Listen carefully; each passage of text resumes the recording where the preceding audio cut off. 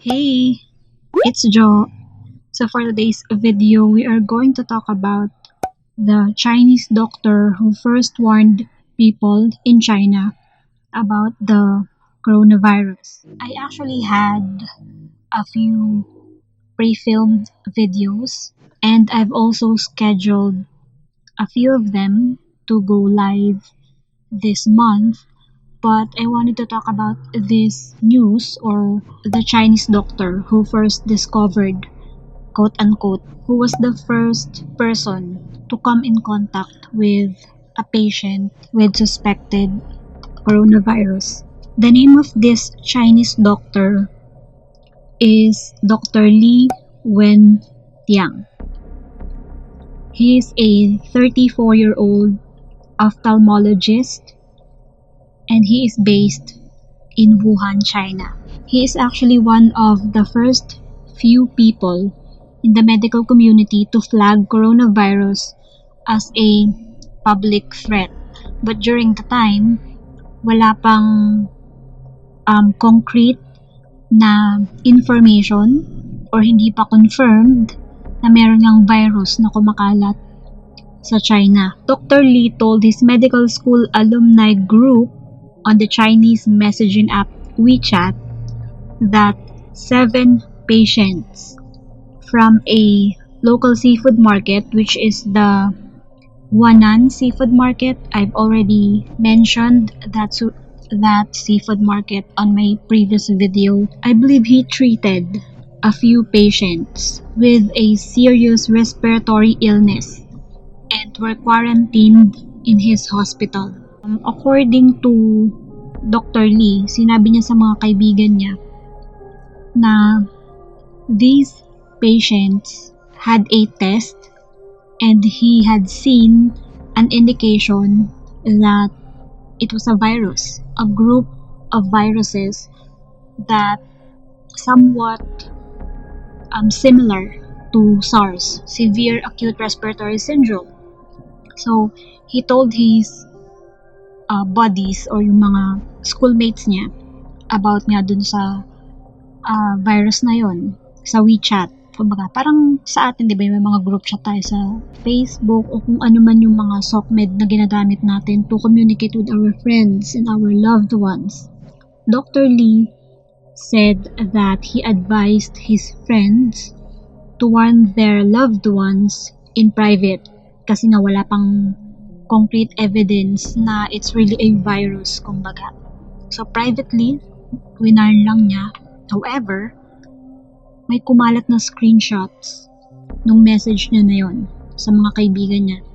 And it went viral with his name clearly visible. Hindi man lang talaga tinakpan. Nakakaloka. After nung nag-viral na yung kanyang WeChat messages and it went out of control. So si Dr. Lee natakot siya kasi he knows na he will be punished. He will be punished kasi kumbaga nagkalat siya ng balita na totoo naman pero hindi pa confirmed ng government, kumbaga ng medical or Department of Health sa kanila, kung ano man ang tawag doon. Dr. Lee was accused by the Wuhan police of spreading rumors. At the time, they call it rumors. So, Dr. Lee was called by hospital officials to explain how he knew about the virus. And then after a few days, he was called to a local police station and he was rebuked for spreading the rumors online and severely disrupting social order, quote unquote, over his WeChat message. So according to Dr. Lee, he was scared, of course. Pinatawag siya ng police, pinatawag siya ng hospital officials kung saan siya nagtatrabaho. And he was scared that he was going to be arrested. His family is very worried as well na baka pag nakulong siya, of course, hindi siya makakapag-practice. May asawa siya and meron siyang 2 anak. So, according to Dr. Lee, he had to sign a statement that acknowledged that he committed a misdemeanor and promised not to commit further unlawful acts. Yung ginawa niyang pag-warn privately sa kanyang immediate family, sa mga friends niya about dun nga sa suspected virus. I don't know. Like, I don't want to, sound na naninisi ako or I am blaming anyone, any government. I'm not in any position to do that. But, ang daming sana, no? Sana nung kumalat tong viral message na to, the government could have investigated more kung ano ba talagang nangyayari, kung may basis ba si Dr. Lee sa sinasabi niya, na siguro dapat kinontak nila yung mga patients na yun from that local seafood market, na para ma-confirm ba nila kung may point ba si Dr. Lee, kung may basis ba siya sa mga sinasabi niya na maaring this is another SARS or other virus na contagious. So yun, instead of doing that, binigyan pa, kumbaga, hindi siya kinasuhan pero meron siyang misdemeanor na natanggap.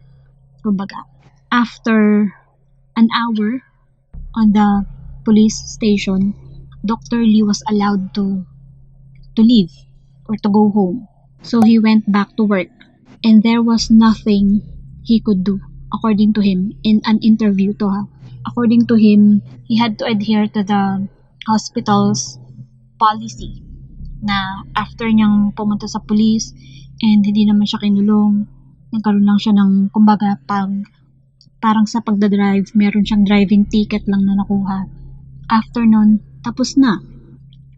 However, Dr. Lee ended up, unknowingly, hindi niya alam na may ginagamot pala siyang pasyente na may coronavirus. This was January 10. And then, he started coughing. Inubo siya. And then the next day, nilagnat siya. He had a fever. And eventually, he was hospitalized on January 12 and admitted to the intensive care unit. Biruin yun, nagsimula lang sa ubo, lagnat. After nun, inadmit na siya sa ICU and he was given an oxygen support because he was tested positive for coronavirus on February 1st. Nakakaloka. This is heartbreaking. Wuhan police have been criticized by the international community on the way they handled the outbreak. The police or the authorities of Wuhan or China could have done a different thing, kumbaga. Because currently, as of filming this video, February 10, 2020, the latest figures from China shows that there are nearly 37,200 people are infected in their country. Outside mainland China, there have been more than 350 infections reported in nearly 30 places and meron ng dalawang outside of China. One nga here in the Philippines and one in Hong Kong. Nakakaloka to. According to an article I've read, I will also insert the link on the description box where I got this information. No? So in early January, Wuhan police announced on Weibo or China's Twitter-like platform, kasi nga wala silang social media doon, di ba? Meron pala, pero they have their own social media. Kumbaga, wala silang Twitter, pero meron silang katulad ng Twitter, yung Weibo nga. And then, wala silang YouTube, Facebook, Instagram, wala silang ganon. According to Wuhan police, they had taken legal measures against people who had recently published and shared rumors online about coronavirus and caused adverse impacts on society. Maybe may basis tong sinasabi nila kasi meron naman talaga may mga taong nagkakalat ng mga hoax ng mga fake news about the virus.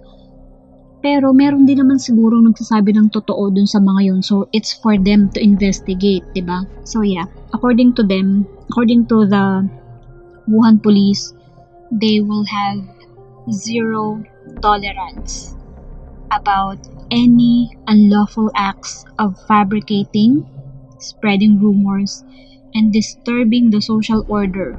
And whoever na gumawa or mag-commit ng mga ganitong acts will be punished by the police, including Dr. Lee, na hindi siya nag-spread ng rumors. Hindi rumors yung in-spread niya.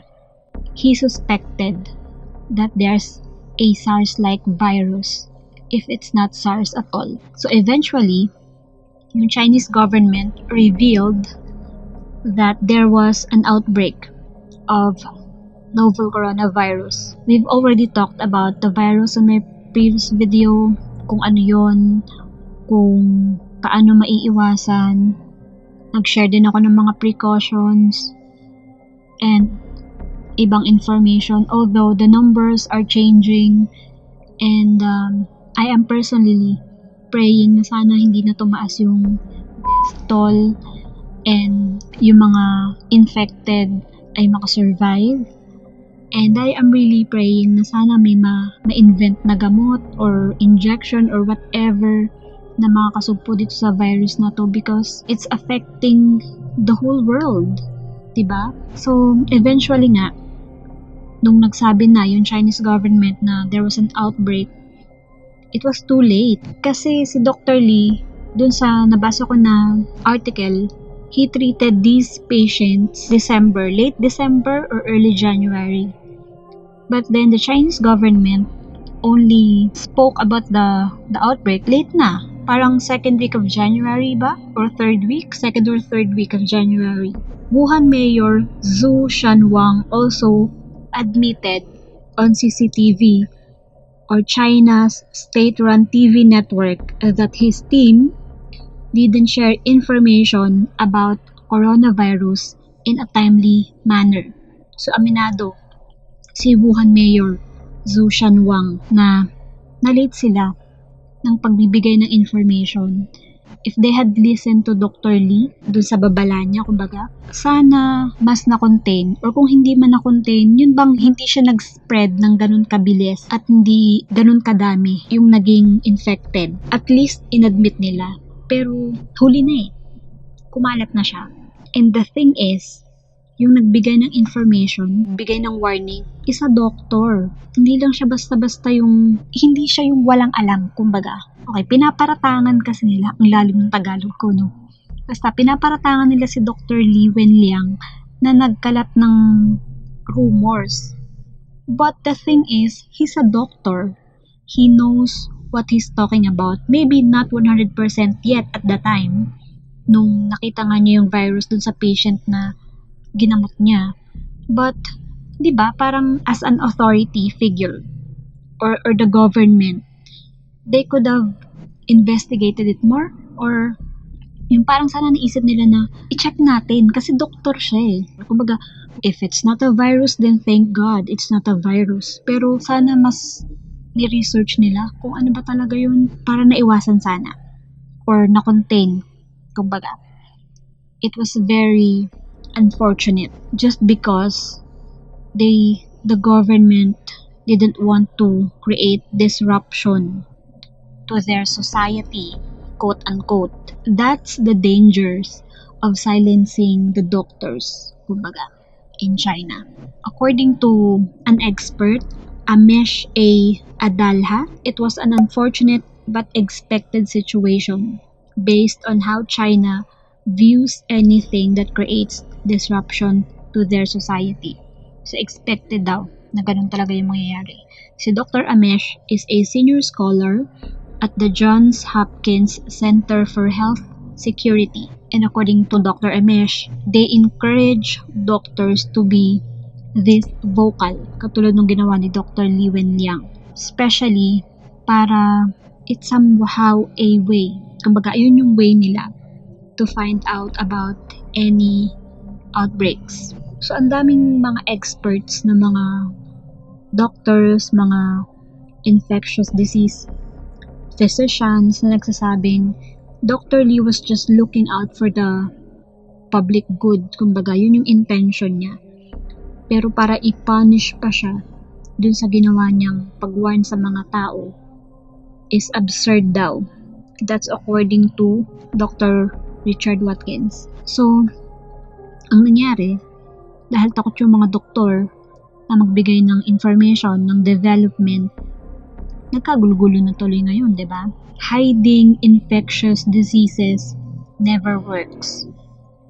Ang nakakaloka pa, kung ang nagtatago ng sakit nila is yung may sakit mismo. I've read an article, nakalimutan ko na kung saan, and hindi ko rin nakuha yung link. Someone was suspected to have the virus, pero tinatanggi niya na naggaling siya sa mga lugar na mayroong kumaga, hindi siya galing sa China talaga.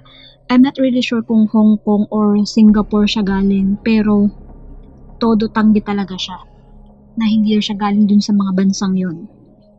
Pero nung pumunta siya ng ospital, I'm not really sure kung lalaki o babae ito, pero nag-show siya ng signs, ng symptoms ng coronavirus. So, if you are, if you travel to China or anywhere, once na makaramdam ka ng mga symptoms, mas okay yun. For me mas okay na maramdaman mo yung mga symptoms at lumabas sa'yo kesa wala kang sintomas, so hindi mo alam na may sakit ka, tapos biglang na lang graduate na, di ba? Teddy bells na. At least kung may symptoms ka, magagamot, kumbaga, at hindi na lumala yung sakit. Kasi from mild cough, magkakaroon ng lagnat, and eventually, dahil sa mga complications, na-target kasi yung respiratory system, di ba? Yung lungs. So eventually, nagli-lead siya sa pneumonia. So para hindi na mag-lead doon sa pneumonia and eventually perishing, ubot sipon pa lang and lagnat, mag-consult na. Kumbaga, aminin na lang kung nagpunta dun sa mga bansang yun para magamot ka and hindi ka na makapanghawa ng iba. That's my point. According to a lot of doctors, na nagsasalita tungkol nga dito sa outbreak na to, tinatanong sila kung could the coronavirus outbreak have been prevented if doctors are allowed or were allowed to speak up in China. May mga doctors na nagsasabi na kung pinagsalita yung mga doktor, hindi naman necessarily ay mapaprevent yung outbreak kasi nga kung nandun kumbaga wala din kaalam-alam yung mga nandun sa seafood market na sa kanila manggagaling yung virus na yun. Kung yung mga doctors sa China were allowed to speak up, it might have helped limit the spread of the virus. Paulit-ulit ko nang sinasabi kanina. And what Dr. Lee did was the right thing. Kumbaga, hindi naman niya pinakalat sa kumbaga parang chismis. Yung chismis, hindi nakakatuwa yan. Pero yung mga ganito, katulad nung nasa medical field, i-chismis pa niya na may virus kung wala naman? I mean, anong makukuha niya, diba? So, ang nakakaloka dahil kumbaga concern na siya sa mga kaibigan niya at sa mga pamilya ng mga kaibigan na yun. Kaya niya sinabi, hindi naman niya basta pinagkalat kung kanino lang. Kumbaga secret lang nila sana yun. Pero may naglabas nga. Which is okay din naman. At least, diba? Marami siyang na-warningan. So now, let's move on to the sad news. The sad news was Dr. Wenliang died on Friday, February 7, due to the complications of the coronavirus. He was hospitalized on January 12. And he was on the ICU from January 12 onwards until the day of his demise. So yeah, from January 12, 2020 until February 7, Dr. Lee was in the intensive care unit. And last week, a researcher from the New York Times named Elsie Chen had an interview with Dr. Lee. The interview was conducted on January 31st and February 1st. via the WeChat, yung social media platform nila doon. So, i-share ko lang sa inyo yung content nung interview na yon. First question no interviewer was, when did you first realize that this new virus was highly contagious? It seemed that you hadn't taken any precautions when you were infected. Dr. Lee answered, I knew it when the patient I came in contact with infected her family, and I was infected right afterwards. Thus, he discovered that it was highly contagious, and the patient had no symptoms. So, I got careless. So, dahil nga walang nakakaalam na may virus na pala, na ito ay virus pala talaga. So, naging careless siya. Another question. On December 31st, when you told people in the WeChat group about the SARS-like virus, did you do so because you had seen the high risk of human-to-human transmission? Dr. Lee answered, I suspected that, and it's always better to be cautious and take protective measures. Pero sa kanya na rin nanggaling sa first question. He got careless. Third question.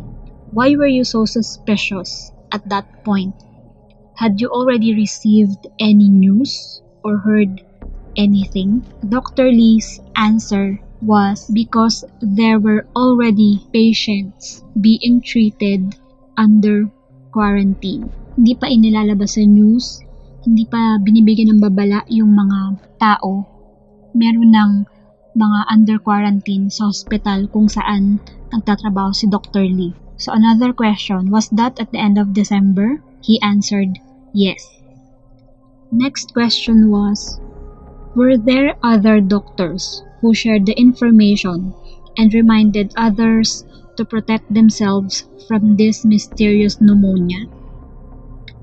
According to Dr. Lee, there were discussions among his colleagues.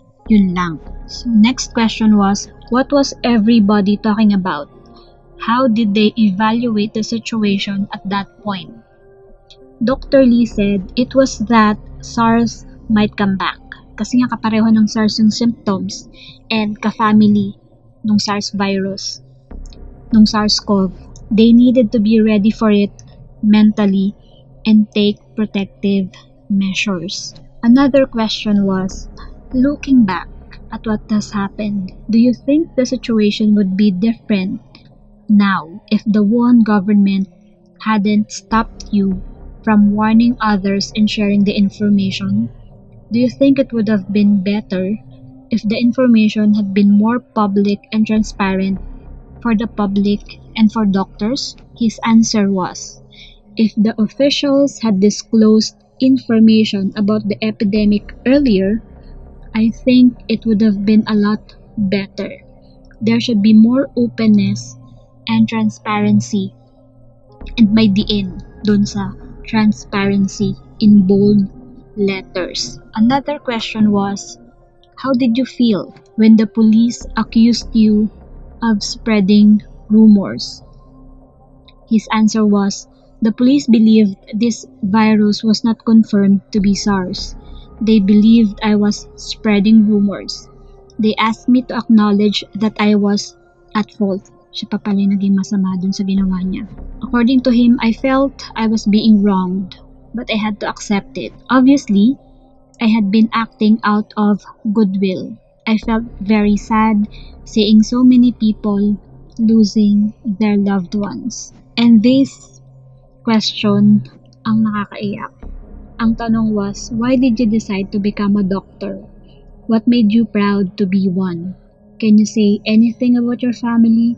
And he said, I thought it was a stable job. May point siya dun. Lately, patient-doctor relationships have soured, but he is happy as long as his patients are satisfied with their treatment. Ito yung pinaka-nakakalungkot na information na nabasa ko about sa kanya. He has 2 children. The eldest is 4 years old. Sobrang bata pa. And the younger one is still unborn. Buntis ang asawa niya and manganganak this year in June. And sabi niya, kasi nga nasa ICU siya, he miss his family. Although nag-uusap sila through video. Kasi hindi naman siya pwedeng dalawin ng pamilya niya kasi nga contagious yung disease niya, di ba? And yung last question, dito talaga ako naiyak ng bongga. How long will it take you to recover? What do you plan to do afterward? Ang sabi ni Dr. Lee, he started coughing on January 10th. And according to him, ang iniisip niya was it will take him another 15 days or so to recover. After niya makarecover, he's planning to join medical workers in fighting the epidemic because that's where his responsibilities lie. He didn't survive. Nakakalungkot, di ba? Out of goodwill, yung ginawa niya to warn people about the virus, and eventually he was infected kasi walang information na binibigay ang gobyerno. Although hindi naman natin pwedeng isisi lang sa gobyerno yun, kasi nakakaloka. Bukod pa dito, ang bata pa niya. He was 34 years old when he passed away. And ang bata pa nung anak niya. Tapos hindi pa niya nakita yung bunso niya because nga buntis pa lang yung asawa niya. This is a heartbreaking story. And my condolences to his family and to his wife. So, let's be careful and wear your masks kapag aalis kayo ng bahay. Kasi we can't expect the government, the news agencies to spoon-fed us about the information tungkol dun sa virus. Kasi minsan, syempre, diba, kumbaga, may delay, may static. So, hindi lahat-lahat 100% ay nare-relay yung mga information about the virus. And let's be responsible to our own safety din. If you are not feeling well, kung hindi ka naman nag-came in contact with someone infected, huwag naman tayong mapraning just stay home, take your vitamin C, wash your hands, pray, beshies. Laging dapat kasama sa prayer, laging dapat kasama ang prayer sa buhay natin. Yeah, I'm not talking about religion, I'm not preaching, but yeah, dun, kasi may mga bagay na katulad nito, walang gamot di ba? Walang gamot dun sa coronavirus, so we need miracle. So paano natin makukuha yung miracle, di ba? Let's pray. Ipag-pray natin na sana mawala na yung virus, kung hindi man siya mawala, makapag-invent ng gamot, and hindi na siya kumalat.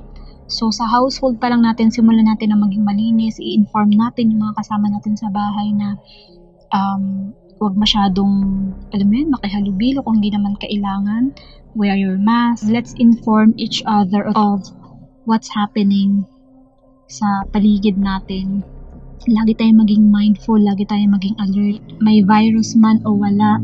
And sana yung government, yung lahat ng government ng buong mundo, matuto dito sa outbreak na to. Na for, yung example na lang si Dr. Lee, na pakinggan din yung opinion, yung mga warning na katulad nito. Sabi nga ni Dr. Lee, it could have been better or it could have been contained. Kumbaga, kung earlier ay na-disclose na yung information, although yung makakapag-disclose lang ng information na yun is Dr. Lee. Doctor ang makakapagsabi kung may virus talaga o wala. Sana na-research agad, sana na-disseminate yung mga information, na-disclose sa mga kapwa niya doktor to think na meron na silang may naka-quarantine na sa hospital nila. 'Di ba? Sana nasabihan yung mga doktor na take more preventative measures, precautions, lalo na kung may papasok, may ubo, may sipon, nilalagnat. Kasi may mga naka-quarantine na sa kanila kumbaga, sana naging mas careful sila. But hindi naman na natin masisisi yung mga tao, diba? So, matuto na lang tayo. Let's learn from these mistakes na nangyari dito sa outbreak na to. And yeah, again, my condolences to the family of Dr. Wenliang. It's sad, but he did the right thing. For me. That's just my opinion. Tama yung ginawa niya. At least, na-warn niya, may mga tao siyang na-warn. Pero kung ilang tao man yun na na-save niya of being infected of the virus. But yeah, that's all for today, guys. Please be safe. Please pray. Hug your family. Say, I love you. Kung hindi man kayo sanay, so ipakita nyo na lang dun sa way na kaya nyo. So yeah, that's it for today's video, guys. This is really sad, but I hope to see you on my next video. God bless you all. Bye.